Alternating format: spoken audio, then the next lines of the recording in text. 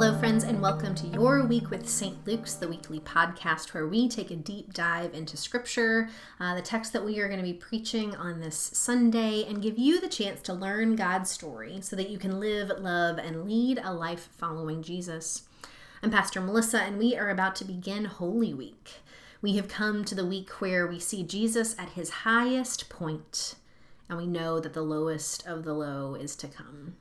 Now this Sunday, upcoming is Palm Sunday, and so now we come to that story of Jesus' triumphal entry into Jerusalem. Now, for this one, we are back in the Gospel of Mark. So turn to Mark chapter 11 with me, and we are going to jump right in. I'll be reading from the Common English Version. When Jesus and his followers approached Jerusalem, they came to Bethphage and Bethany at the Mount of Olives. Jesus gave 2 disciples a task, saying to them, "Go into the village over there. As soon as you enter it, you will find tied up there a colt that no one has ridden. Untie it and bring it here. And if anyone says to you, 'Why are you doing this?' say, 'Its master needs it, and he will send it back right away.'" They went and found a colt tied to a gate outside on the street, and they untied it. Some people standing around said to them, "What are you doing untying the colt?"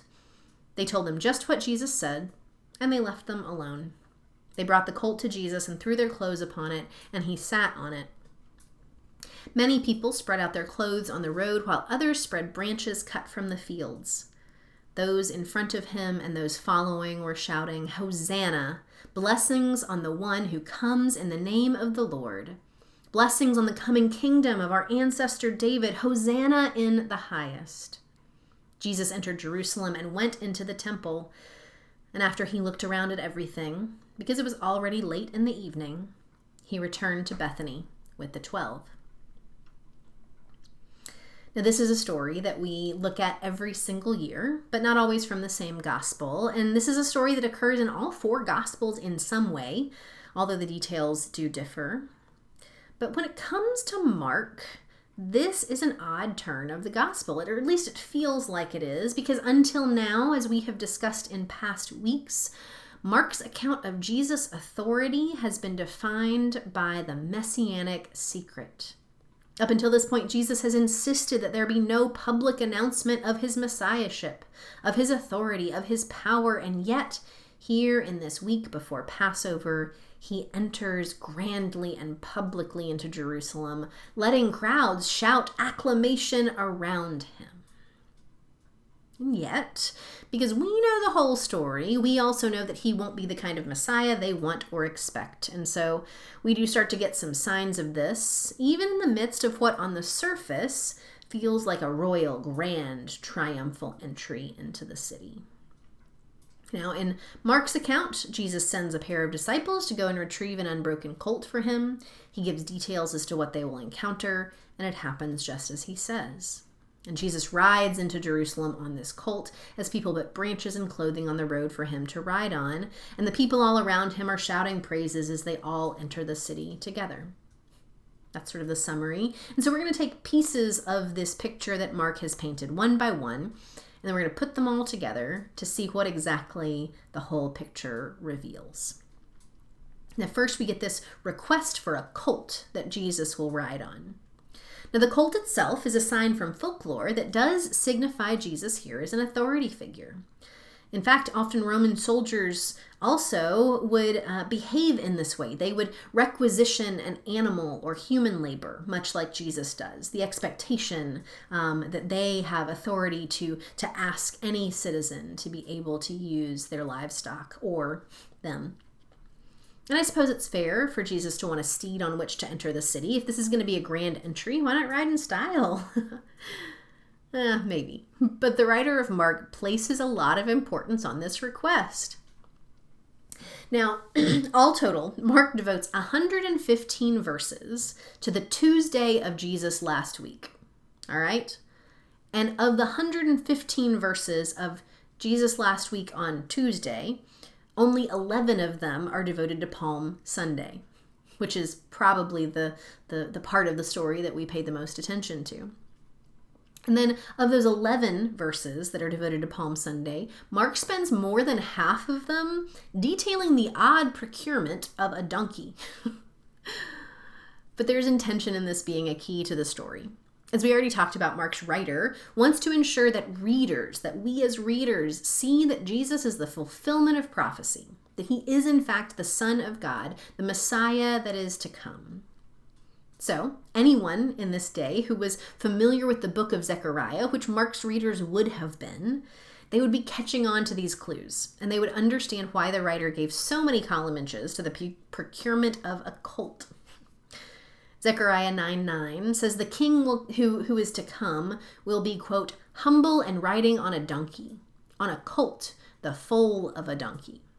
Now, here's what is just comical a little bit to me, but particularly poignant for how Mark chooses to tell this story and Mark's connection to the prophecy in Zechariah.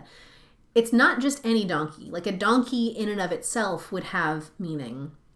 But Mark and Zechariah and Mark and the interpretation goes even farther. Not just any donkey, a baby donkey.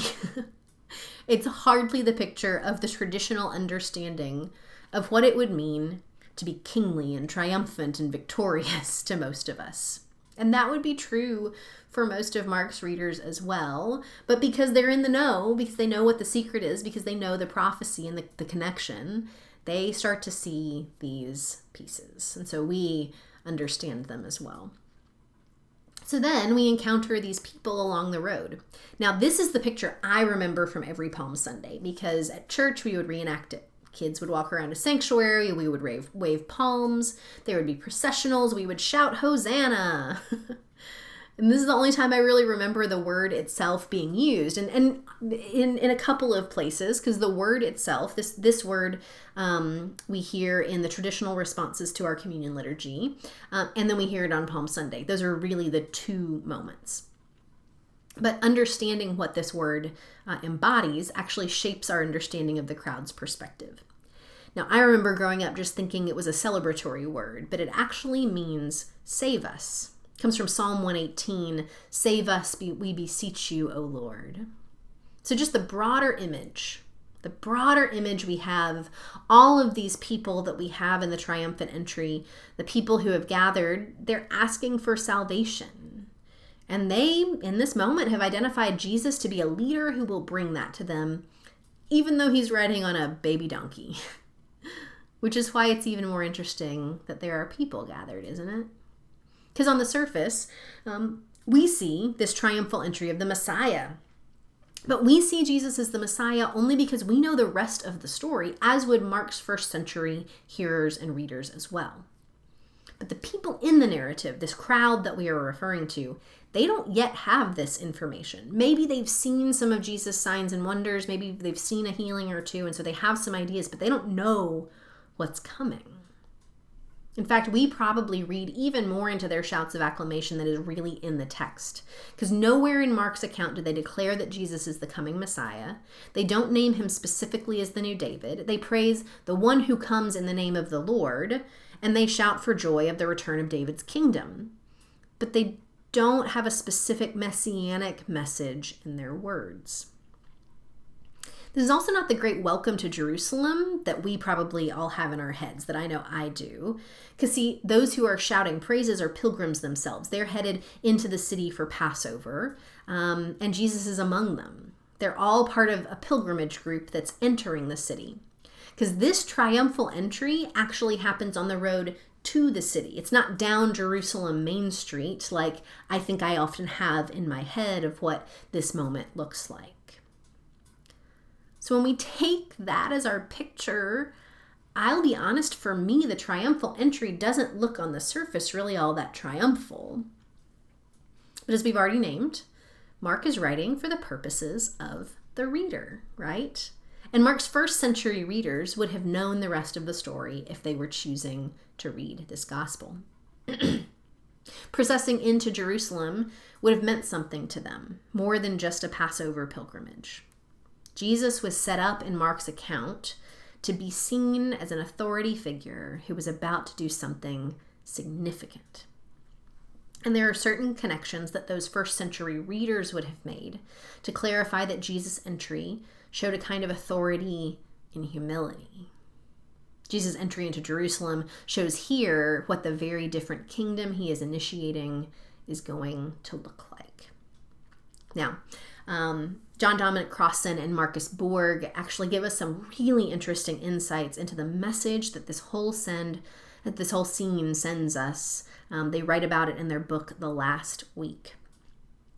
They claim that this particular celebration that we hear about isn't happening in isolation. It's actually not the only processional that's happening around Jerusalem. They say there is evidence that at the same time that this story is transpiring, there is an imperial procession happening on the other side of Jerusalem. Imagine two entries into the city and coming from opposite directions. Pilate's procession, the empire's procession, would have been marked by grandeur. He would have been riding a war horse.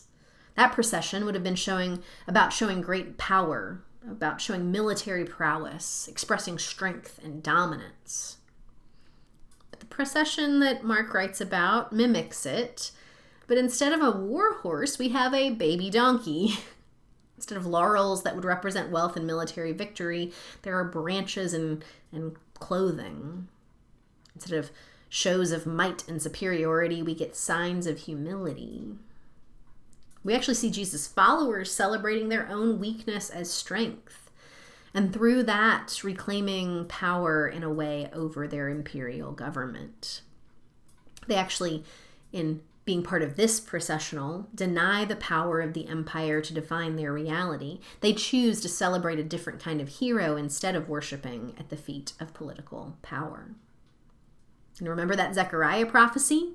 Because the rest of it continues. It says in Zechariah 9:9, the whole passage says, "Rejoice greatly, O daughter Zion.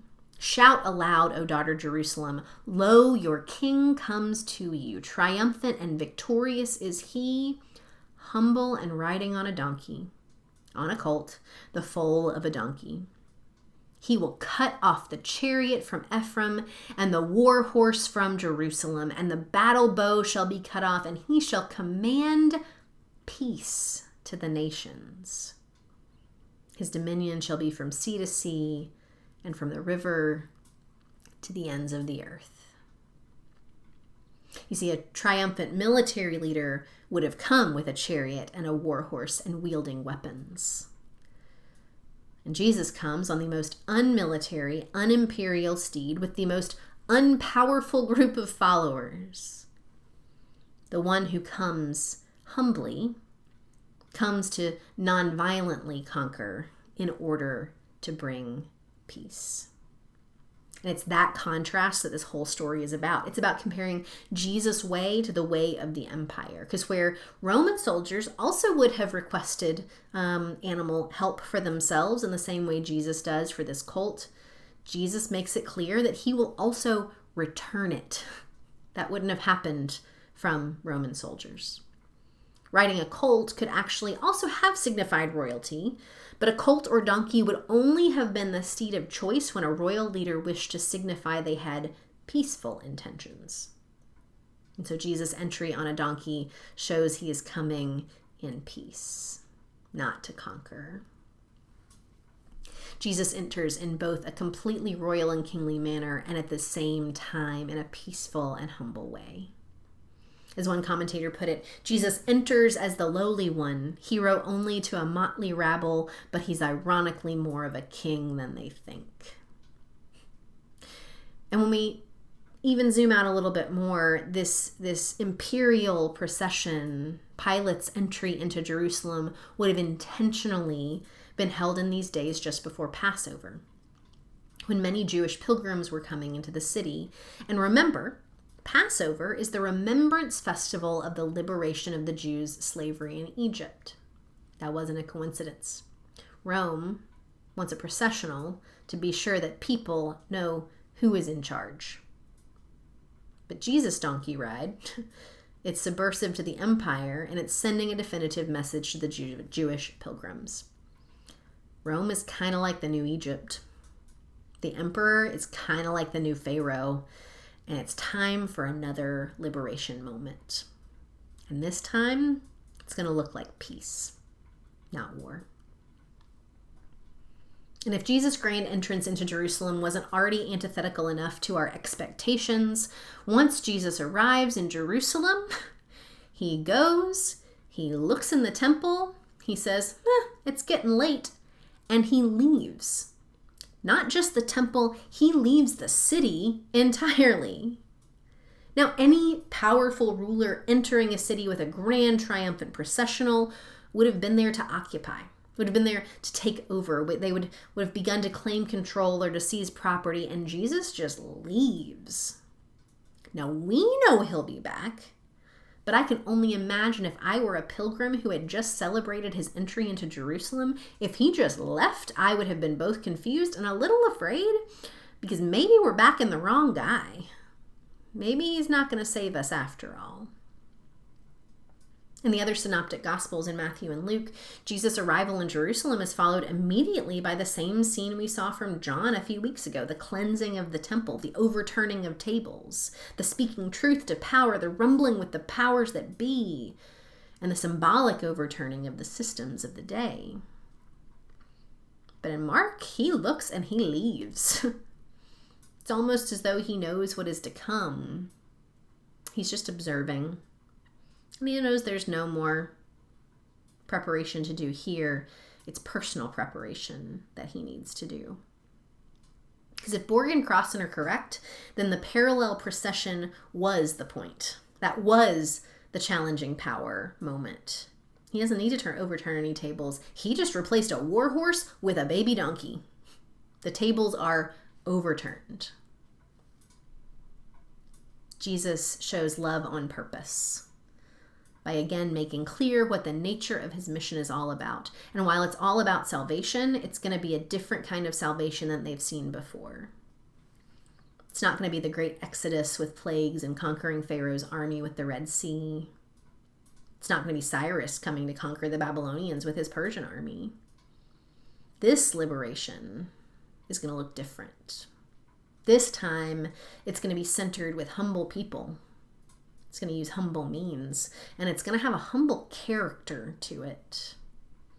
Because what Jesus shows us is that love doesn't conquer, it doesn't overtake, it doesn't control. Jesus' love humbles us in our expectations because the love itself is shown in the humility of Jesus. Those of us who call for the conqueror, who shout out for someone to overthrow the Roman Empire, when we see what's actually going to happen, when we see how God is actually going to liberate the world, we're going to find ourselves a bit humbled as well. But maybe that's okay, because it's what Jesus shows us as a way of life, to live love on purpose. Even in this week, as we look toward the breaking of bread around a table with his friends, the darkest day after the darkest night when he is crucified and all seems lost. And then we look toward Resurrection Sunday. I look forward to going on this whole journey with you of Holy Week.